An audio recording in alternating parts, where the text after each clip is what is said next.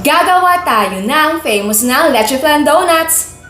Ang malambot na donut na ito ay may yema filling at leche flan. Ito ay inspired na sikat na leche flan donut sa New York. Para sa written recipe, please check description box. Para sa donut dough natin, i-combine natin ang evaporated milk, egg at melted butter. And yes po, pwedeng gumamit ng kahit anong liquid na gatas. Kung wala kayong butter, pwedeng gumamit ng margarine. Kung cooking oil naman ang gagamitin, pwedeng gumamit ng canola cooking oil or sunflower na cooking oil. Haluin lang natin ito ng mabuti. Tapos itabi na muna natin at i-mix natin ang dry ingredients. In a separate bowl, i-combine natin ang all-purpose flour, white sugar, salt, and instant dry yeast. And yes po, kung meron kayong sariling recipe ng donuts, ay pwedeng yun ang gamitin.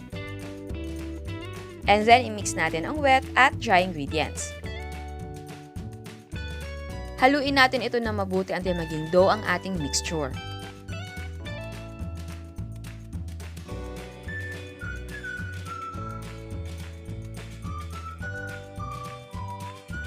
Ngayon naman, i-knead natin ang dough for 10 to 15 minutes until maging smooth at elastic ang ating dough. Kung nahihirapan kang mag-knead ng dough sa bowl, pwede mo naman itong gawin sa malinis na mesa. Mag-lightly grease ka lang ng kamay at yung mesa i-lightly grease mo din para hindi masyadong dumikit yung dough. Kung ayaw mo talaga mahirapan sa pag-knead, kung meron kang mixer, mas maganda kung yun ang gamitin. And paalala, ang ating dough ay sticky type. Huwag kang matempt na magdagdag ng maraming harina para hindi maging matigas ang ating donut. 1 tablespoon na dagdag ng harina ay enough na. Magpahid ka lang talaga ng oil sa kamay habang nagmamasa.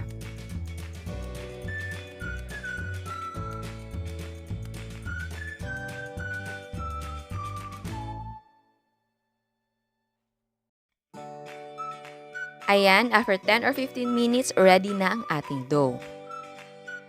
Sa same bowl, mag-lightly grease ka.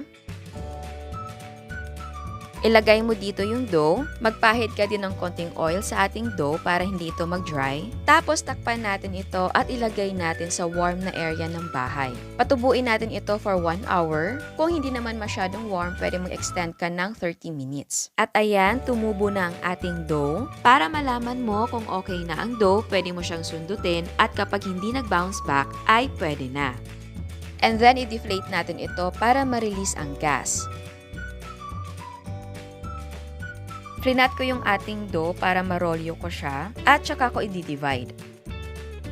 So gusto ko malalaki yung ating donuts, so i-divide ko ito sa 5 equal parts. So yung laki ng donuts ay magdidepende kung gaano kaliit or kalaki ang leche flan na ilalagay. At kung gusto nyo na pare-pareho or exact yung timbang, pwede kayong gumamit ng timbangan. Tapos bilugin natin ito. And then i-press natin gently para ma-flatten. Ilagay natin ito sa lightly greased na tray or sa may parchment paper na chopping board. Ayan, eto na sila. Takpan natin at mag-final rise tayo for 1 hour. After 1 hour, malaki na sila. So, ready na tayong magprito. Mainit na ang ating mantika at tandaan na hindi dapat masyadong mainit ang mantika para hindi masunog ang ating mga donuts. Ilagay na natin ang ating mga donuts. Mag-ingat dahil ang mantika ay mainit. At mas maganda kung may parchment paper para pag hawak mo ng dough, maiwasan na ma-deflate ang dough at ma-deform ito. Napansin nyo sa first donut natin, may marka galing sa aking daliri. Lutuin natin kada sides ng 2 minutes over low heat. Huwag masyadong dark ang kulay kasi hindi maganda tignan. Gawin nating light golden color.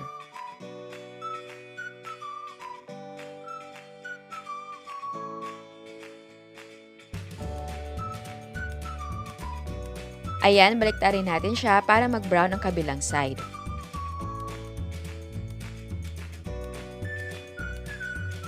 At kapag naluto na ang ating mga donuts, hanguin ito and drain the excess oil.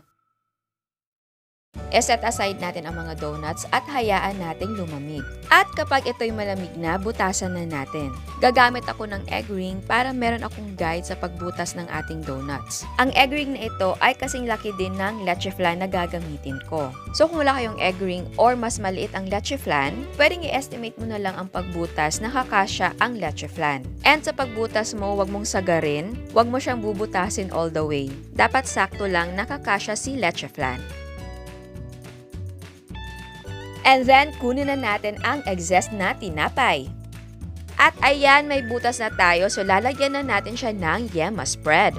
Gagamitin natin ang Yema Spread ng Spread-iT na brand. Pwede naman kayo magluto ng sarili nyong Yema Spread, pero kung tinatamad na kayo at ayaw nyo ng extra work, ang Spread-iT na Yema Spread ay perfect na palaman. Sa gustong mag-order at ayaw na magluto ng Yema Spread, ilalagay ko ang link sa description box kung saan kayo pwedeng mag-order. So ayan, maglagay na tayo ng palaman sa ating donuts. In fairness, masarap ang Yema Spread nila. But again, kung gusto mo na ikaw talaga ang magluto ng Yema Spread, ay okay lang.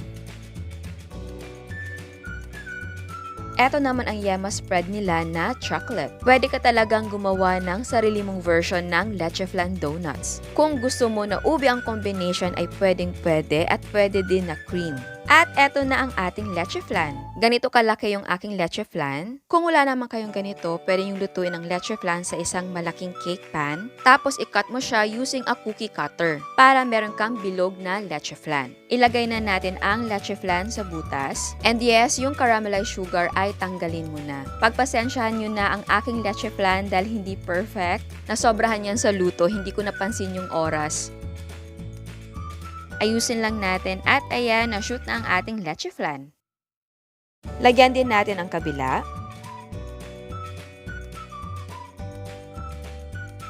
Ang last step naman, pauulanan natin ng powdered sugar ang ating mga donuts.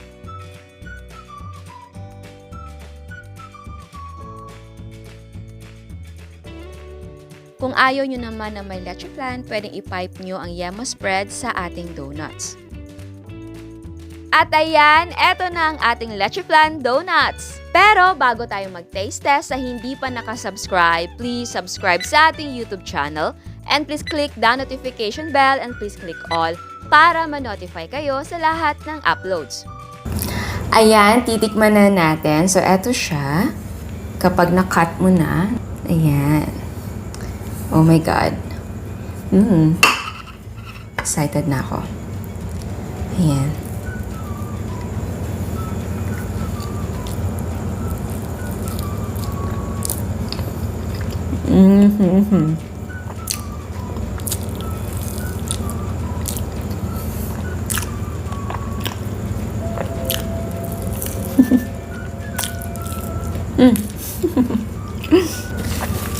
Ang dami kong kagat.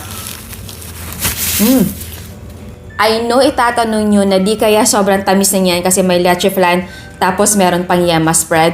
Alam nyo, yung Leche Flan, hindi siya masyadong matamis. And napansin ko sa Leche Flan, yung tamis ng Leche Flan, nakukuha niya talaga dun sa caramelized na sugar. Pero pansin nyo, paglagay ko ng Leche Flan sa ating donut, wala na yung caramelized sugar niya. So, nabawasan siya ng tamis. Tapos, yung Leche Flan na ginawa ko, yung version na ginawa ko, water lang, hindi milk or evaporated milk ang gamit ko. Water lang, tapos condensed milk. 5 whole eggs, tapos half cup ng water, and then 150 or half can ng condensed milk. Yun ang gamit kong recipe ng Leche Flan. Tapos yung Yema Spread na gamit ko, tamang-tama lang yung tamis. Alam mo yung yemang-yema, pero sakto lang yung tamis. Actually, si Yema Spread yung nagbibigay ng tamis sa ating donut. Kaya, okay lang talaga na i-partner mo yung dalawa. Alam nyo?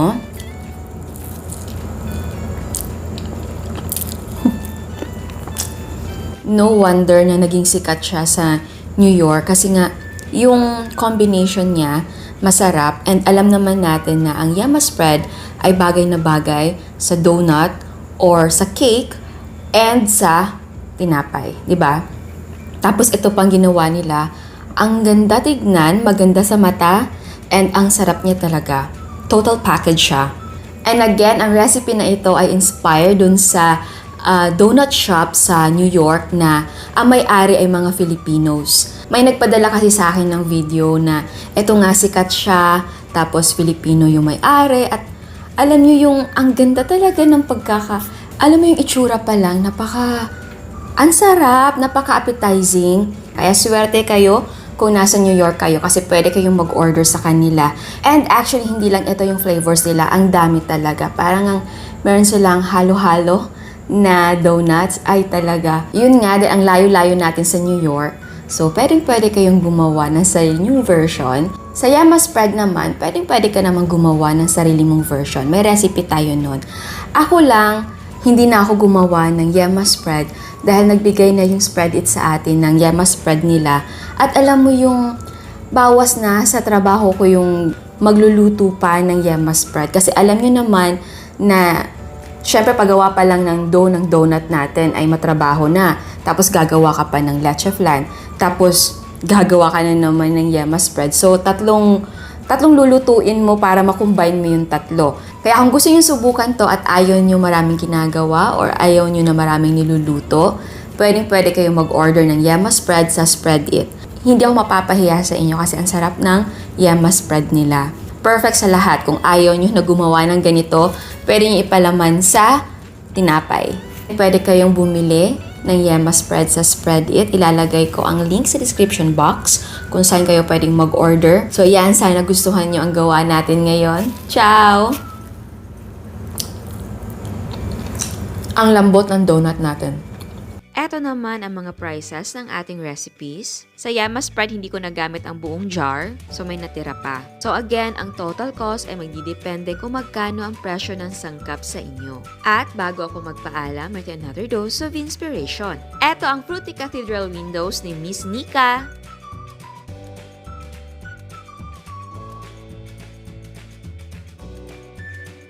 Eto naman ang kanyang Mango Bravo.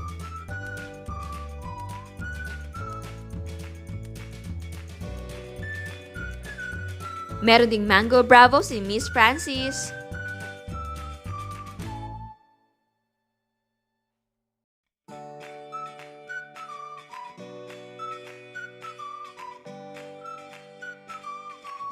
Eto naman ang mga cakes ni Miss Elizabeth.